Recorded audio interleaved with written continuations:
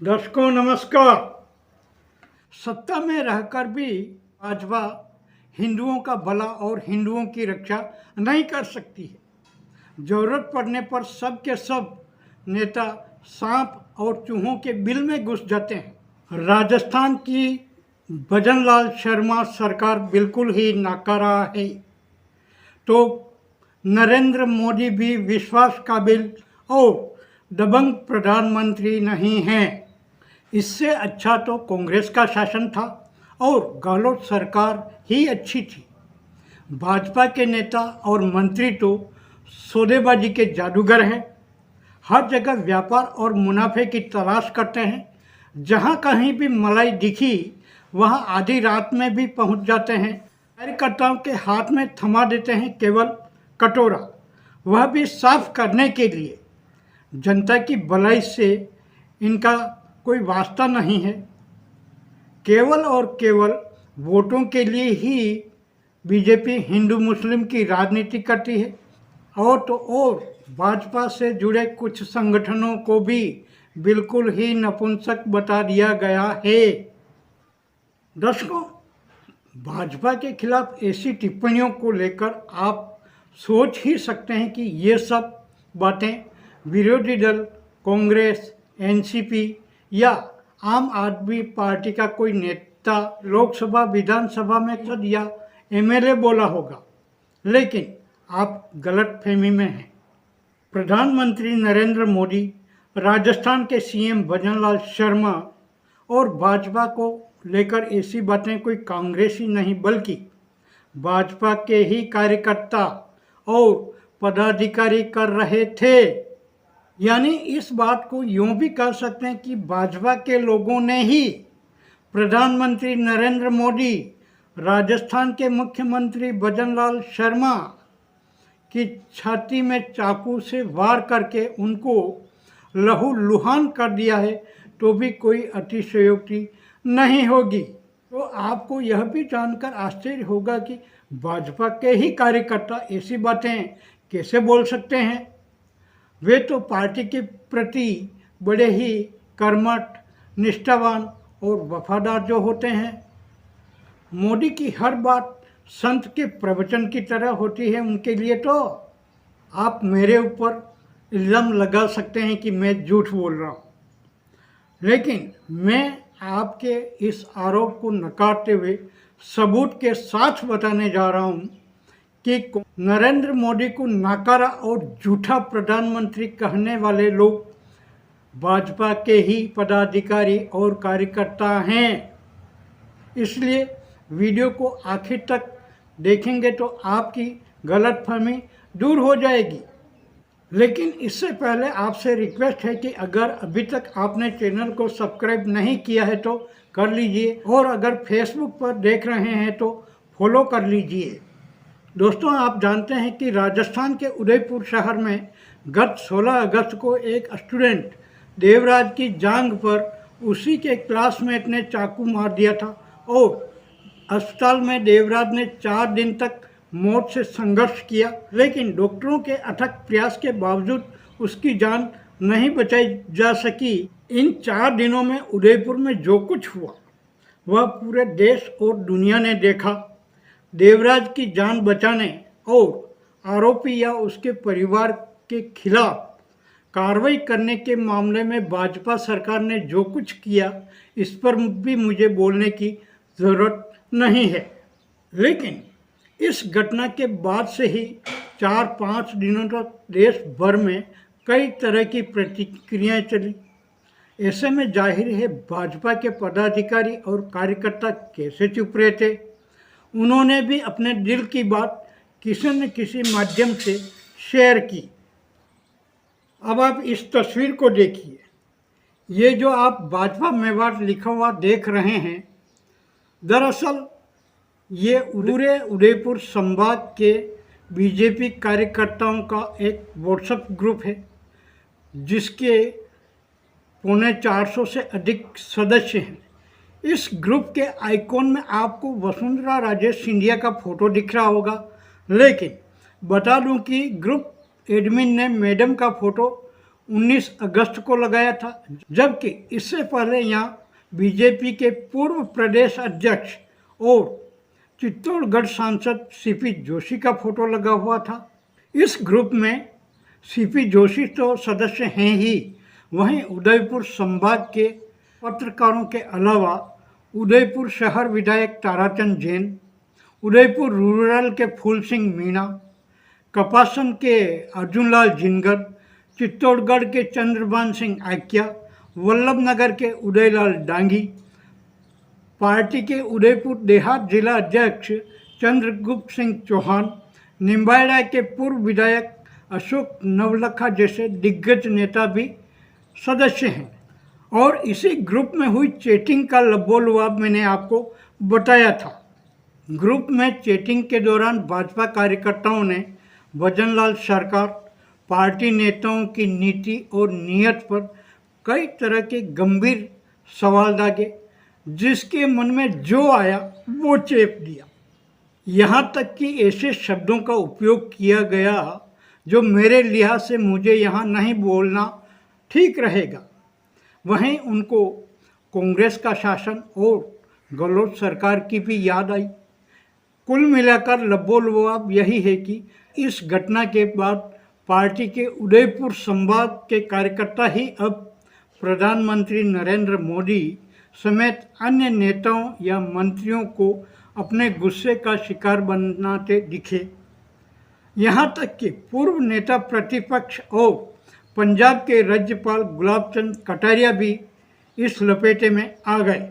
इसी चैटिंग में एक कार्यकर्ता ने जो लिखा वह अगर मैं बोलने लगा या स्क्रीन पर दिखाने लगा तो शायद वीडियो भी 40-45 मिनट का हो जाएगा। फिर भी कोशिश है कि उसके द्वारा किए गए लंबे चैट में से कुछ अंशों को जरूर बताना चाहिए। कार्यकर्ता लिखता है, हिंदुओं को यह गलतफहमी है कि कोई सरकार बचाएगी, कोई नहीं बचाएगा। कांग्रेस में कन्हैया लाल तो भाजपा में देवराज, सभी सरकारें निकम्मी हैं। हिंदुओं को अपनी रक्षा स्वयं करनी होगी। इसके बाद कार्यकर्ता बांग्लादेश और पाकिस्तान को लेकर कुछ टिप्पणियां करता है। कार्यकर्ता लिखता है, बांग्लादेश में जो हुआ वो अपने साथ होने में ज़्यादा समय बचा नहीं है, और ये जो सरकार में बैठे हैं ना, ये सब भी शेख हसीना की तरह कब फ्लाइट से आपको मरने के लिए छोड़ जाएंगे आपको अंदाज़ा भी नहीं लगेगा। अब सरकार में कौन बैठा है कौन नहीं बैठा है यह आप भी जानते हैं। कार्यकर्ता कन्हैया लाल हत्याकांड को लेकर भी लिखता है। वह लिखता है, कन्हैया लाल के केस को 2 साल से ऊपर हो गए, अभी तक किसी को सजा नहीं हुई। आप कहते हो कि कांग्रेस ने सही से कार्रवाई नहीं की, उन्होंने तो आपको सौंप दी। पिछले 2 साल से इसकी कार्रवाई तो आपके हाथ में थी। फास्ट ट्रैक कोर्ट में मामला चलाना तो छोड़ो, उल्टा आरोपी को जमानत और मिल गई। दोस्तों, इन वाक्यों का लबोलुआब समझे आप? नहीं ना। दरअसल कार्यकर्ता कहना चाहता है कि जब कन्हैया लाल हत्याकांड हुआ तब पूरा मामला केंद्र और मोदी सरकार ने अपने हाथ में लेकर जांच और कार्रवाई NIA नेशनल इन्वेस्टिगेशन एजेंसी को सौंप दी थी, इसलिए कार्रवाई तो मोदी के हाथ में थी। और फिर मामला फास्ट ट्रैक कोर्ट में क्यों नहीं चला? यानी कार्यकर्ता ने बिल्कुल ही सच बोल दिया कि सारा मामला केंद्र सरकार की एजेंसी देख रही थी, तो कांग्रेस और गहलोत को क्यों लपेटा गया? ग्रुप चैट में बीजेपी का यह कार्यकर्ता यहीं नहीं रुकता है। पढ़िए, उसने लिखा है, सारे संगठन नपुंसक बन चुके हैं। कुछ करने के नाम पर ज़्यादा से ज़्यादा 1-2 ज्ञापन सौंप देंगे, उससे ज़्यादा कोई महत्व नहीं रह गया अब किसी संगठन का। जो संगठन सरकारों के दबाव में चलते हैं वे कभी कुछ नहीं करेंगे, क्योंकि वे नपुंसक हो चुके हैं। जब तक अशोक सिंघल जी, प्रवीण तोगड़िया जी विहिप में थे, तब तक वे किसी राजनीतिक दबाव में या राजनीतिक पक्ष से हिंदू के विषय नहीं उठाते थे। कार्यकर्ता आगे लिखता है, 1992 में भी अच्छा हुआ भाजपा नहीं थी केंद्र में, अन्यथा कभी बाबरी विध्वंस भी नहीं होता। धर्म से राजनीति होनी चाहिए, ना कि राजनीति से धर्म। इससे अच्छा तो कांग्रेस सरकार थी। तब हिंदुओं को ये पता था कि हमें हमारी लड़ाई खुद लड़नी है और इतने समय से लड़ते भी आए हैं। 2014 के बाद से सभी हिंदू संगठन सिर्फ प्रतीकात्मक रह गए हैं। ना कोई गौ रक्षा की बात कर रहा है, ना ही कोई बढ़ते घुसपैठियों की बात कर रहा है। सभी संगठन सिर्फ एक चीज़ को सिद्ध करने में लगे हैं कि सब अच्छा चल रहा है, जबकि ज़मीनी हकीकत बिल्कुल ही विपरीत है। कार्यकर्ता आगे जो लिखता है वह भी चौंकाने वाली बात है। वह लिखता है, आपको जानकर आश्चर्य होगा कि भाजपा ने अपने 2024 के संकल्प पत्र में से विदेशी घुसपैठियों को बाहर निकालने का मुद्दा भी निकाल दिया है।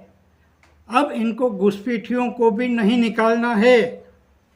और अब आखिर में इस कार्यकर्ता ने सीधे तौर पर प्रधानमंत्री नरेंद्र मोदी को ही ऐसा लपेटा कि विपक्ष का कोई नेता भी खुलकर नहीं बोल या लिख सकता होगा। मेरी माताओं बहनों, ये आपका मंगलसूत्र भी बचने नहीं देंगे, यहां तक जाएंगे, मैं कहने आया हूं।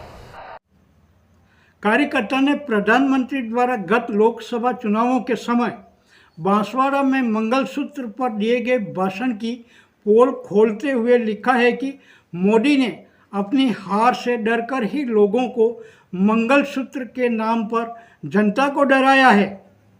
जरा ध्यान से सुनिए क्या लिखता है कार्यकर्ता। वह लिखता है कि सरकारों के भरोसे रहोगे तो इसी तरह काटे जाओगे, क्योंकि वे सब राजनीतिक व्यक्ति हैं जो अपने स्वार्थ हेतु 5 साल तक सबका साथ सबका विकास के नाम पर करोड़ों रुपए की राशि अलग अलग योजनाओं के माध्यम से विधर्मियों में बांट सकता है, उनके गुण गा सकता है और चुनाव में हार की घबराहट को देखकर ये डर भी बता सकता है कि आपका मंगलसूत्र छीनकर उनमें बांट दिया जाएगा। इनके भरोसे रहना मतलब खुद के पैरों को दलदल में फंसाना है। अभी भी समय है, किसी सरकार के भरोसे मत रहो। अपनी लड़ाई हमें खुद लड़नी होगी। और कार्यकर्ता जय श्री राम जय मां भवानी के साथ ही अपनी बात समाप्त करता है। अब दर्शकों, इसमें गौर करने वाली बात यह है कि जब इस कार्यकर्ता ने इतना कुछ अपने चैट में लिखा तो ग्रुप से जुड़े किसी बड़े नेता, चाहे वह बीजेपी के पूर्व अध्यक्ष सीपी जोशी हो या कोई एमएलए, किसी ने भी उसकी लिखी बातों का न तो विरोध किया, न टोका और न ही उसे कोई नसीहत दी। तो क्या यह मान लिया जाए कि कार्यकर्ता ने जैसा लिखा वैसी ही उनकी पार्टी है? कहने का मतलब घर के डॉक्टर ने लाश का पोस्टमार्टम कर दिया और परिजनों ने चुपचाप उसका अंतिम संस्कार कर दिया। खैर, जो भी हो, यहाँ यह कहना गलत नहीं होगा कि अब पुण्य प्रसन्न वाजपेयी, रवीश कुमार, दीपक शर्मा, अजित अंजुम, अभय दुबे, अशोक वानखेड़े, अभिसार शर्मा जैसे किसी भी नामचीन पत्रकार या राजनीतिक विश्लेषक को प्रधानमंत्री नरेंद्र मोदी समेत पूरी बीजेपी की नीति और नीयत को लेकर पोस्टमार्टम करने के लिए अपना समय बर्बाद नहीं करना पड़ेगा। इस वीडियो में इतना ही। वीडियो को ज़्यादा से ज़्यादा शेयर करें, कमेंट्स बॉक्स में अपनी प्रतिक्रिया जरूर लिखें। नए वीडियो के साथ आपसे फिर मुलाकात होगी। नमस्कार।